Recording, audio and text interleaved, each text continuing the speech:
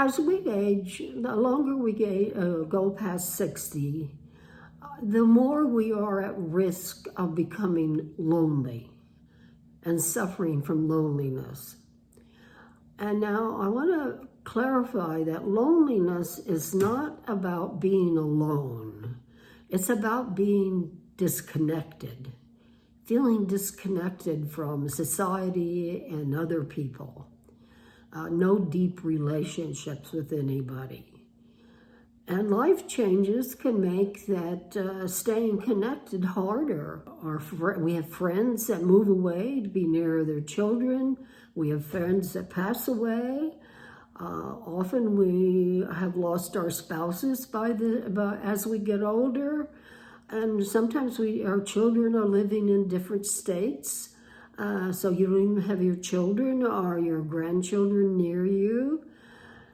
And you may be less mobile and maybe even less interested in things as the more isolated you become. And it's a serious thing because loneliness increases the risk of depression. It increases the risk of cognitive decline. And it can even shorten our lifespan. And it also increases, it can lead to what I feel is very sad. It leads to feeling of sadness and a sense of being forgotten. And many seniors today feel like they have no role or no value in society. And that's just not good for anyone. So how do we combat loneliness as we get older? Because we need to really combat it. You need to, if you're feeling lonely, you need to treat loneliness as you would any other health care method. It's important to eat right and get enough sleep. We all know that. But it's also important not to become lonely or socially isolated. And it's up to you to do something about it. You may not want to hear that, but new friends are not going to come knocking at your door. You're going to have to go out and find them. And that's what I want to discuss more in this video, how to go about that and what to do. There's quite a few things actually that you can do. Church is an obvious first one. And I don't mean just attending church and going to the sermon. You can go to weeks and months to the sermons every Sunday and still not get connected to other people.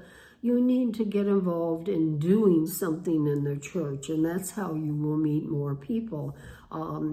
Go to some of the classes, the Bible study classes and things, and then you're going to be meeting other people.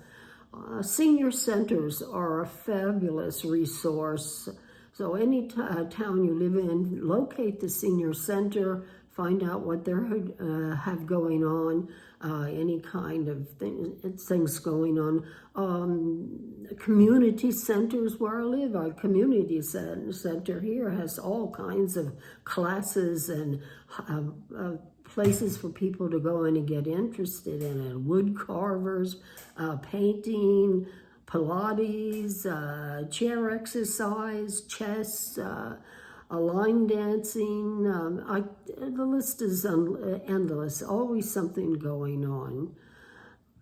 Pick up your phone book, clubs and organizations, and any phone book will have a phone number for seniors, senior services, where you can find out maybe more, especially if you're sort of not too mobile, and especially if you're homebound. They call those senior centers senior services numbers.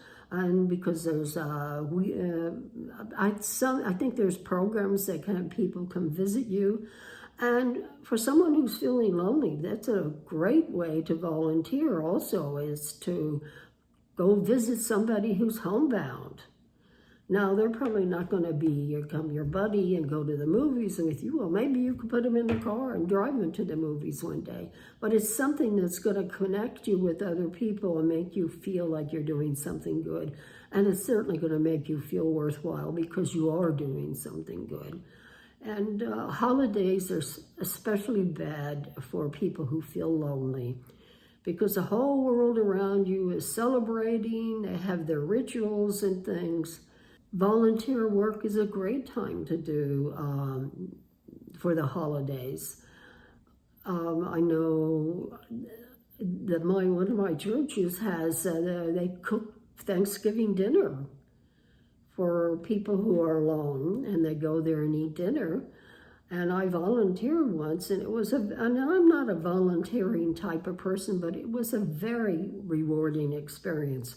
Plus the food was really, really good. And I thought, what a great way to spend Thanksgiving if you're alone. Either go there to eat and be a guest, or to go there and volunteer and help out. Join clubs. I am a firm believer in joining clubs. You must have some kind of interest, even if it's just reading. I think there's a local club around here, like for old movie fans. And the phone books list those clubs and the beginning of it, and beginning of the phone books, rather, not the beginning of the clubs.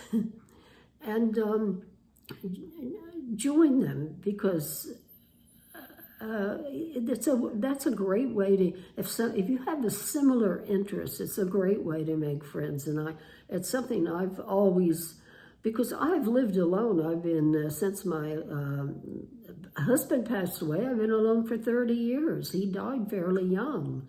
And between my first husband and second husband, I was about 10 to 12 years in between.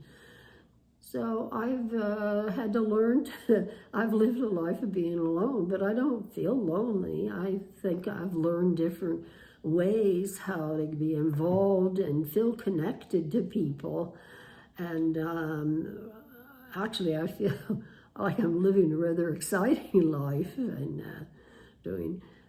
Another great thing is, I assume if you're watching this, you're not totally afraid of technology, because it's a wonderful thing if you're feeling lonely, if you're alone, especially if you're homebound, because you can still connect with people. And if you're family, you can have FaceTime, where you're actually looking and talking, and not just talking on the phone, you're actually looking at your relative. So it's a great way, learning more of modern technology. It's a great way to keep in touch with your distant family and talk to them.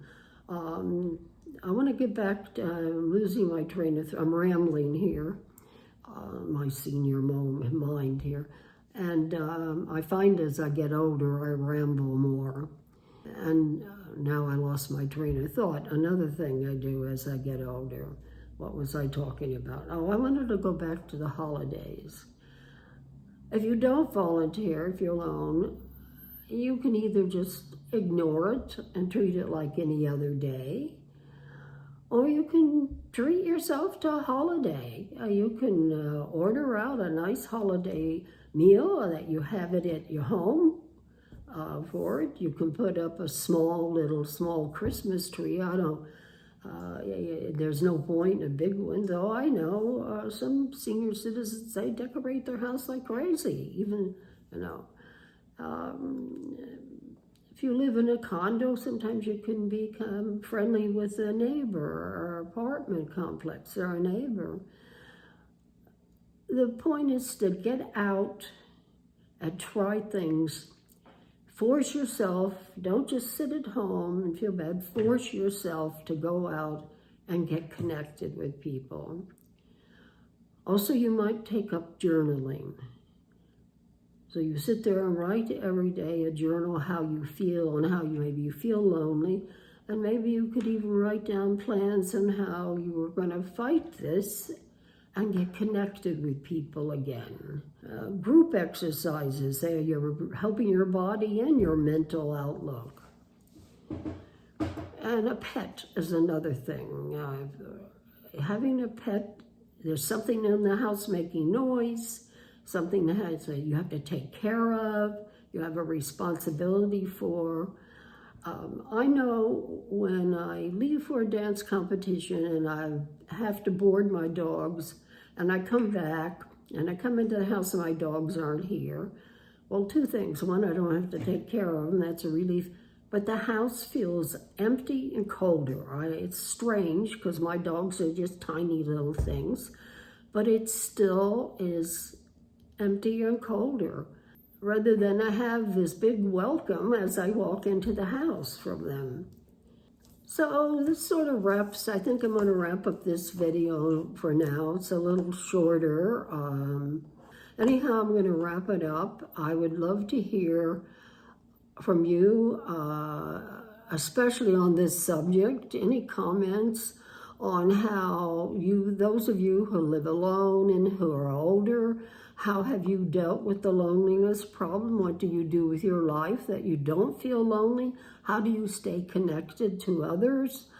And if by all means, if you're somebody who's just feeling very lonely, comment here. Please come tell me how you feel.